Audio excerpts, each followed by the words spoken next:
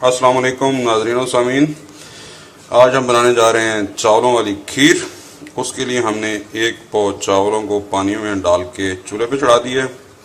इनको हम करेंगे बॉयल। देखिए हमारे चावल बॉयल हो चुके हैं। 8 से 10 मिनट लगते हैं इस प्रोसेस में। अभी हम इसके अंदर शामिल कर देंगे चीनी। मैं इसके अंदर 1 कप चीनी डाल रहा हूँ। आप हस्बे ज़ायका कम या ज़्यादा कर सकते हैं।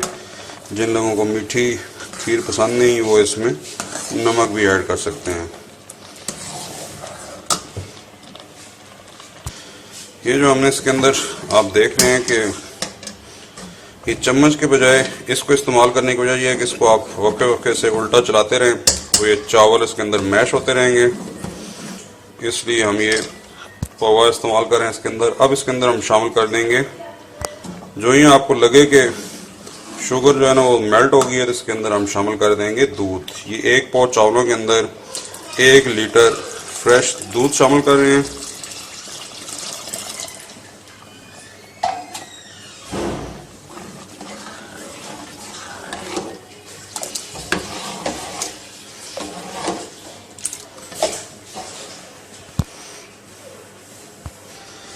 अब 1 लीटर फ्रेश दूध डालने के बाद हम इसके अंदर 1 पाव ऑलपर वाला दूध डाल देंगे, क्योंकि जो बाजार से फ्रेश दूध मिलता है उसमें कुछ मिलावट हुई होती है पानी की, तो इसलिए हम इसके अंदर 1 पाव ऑलपर वाला दूध मैंने शामिल कर दिए।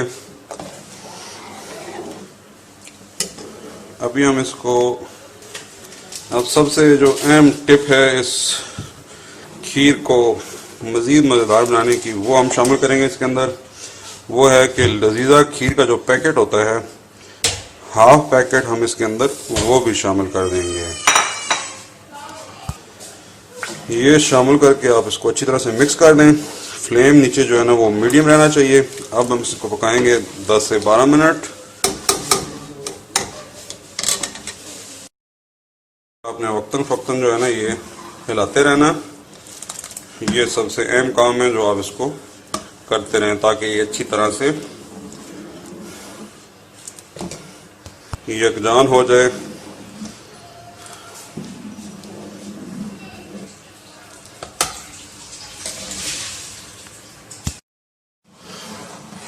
इसके अंदर जो है ना ये चलाना बहुत ज़रूरी है, क्योंकि इसके 2 बुनियादी फ़ायदे हैं। एक तो ये कि खीर नीचे ना लगे, दूसरा आप इसको चलाते रहें तो ये मैश होती रहती है और उससे अच्छी गाढ़ी खीर बनती है।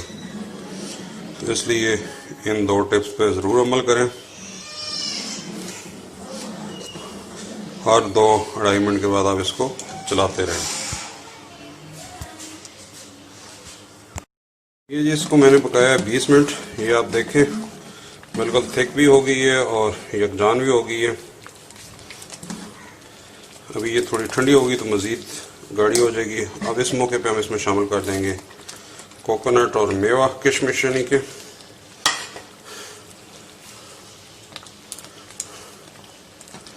ये शामिल करके आप 1-आध मिनट पकाएं और नीचे चूल्हा बंद कर दें। ये हमारी बेहतरीन सी खीर तैयार है। इसको भी हम कर लेंगे डिश आउट। ये हमने खीर डिश आउट कर ली है। अब इसके ऊपर आप कर दें गार्निशिंग ड्राई फ्रूट से, और अगर आपके पास नहीं है तो आप इसको ऐसे ही पेश कर दें। ये हमारी बेहतरीन सी चावलों वाली खीर तैयार है। आप भी इसको ज़रूर ट्राई कीजिए, और अगर पसंद आए तो इस चैनल को सब्सक्राइब कीजिए और अपने दोस्तों से शेयर कीजिए। नेक्स्ट टाइम मिलते हैं किसी नई रेसिपी के साथ। तब तक के लिए अल्लाह हाफ़िज़। अस्सलामु अलैकुम व रहमतुल्लाह।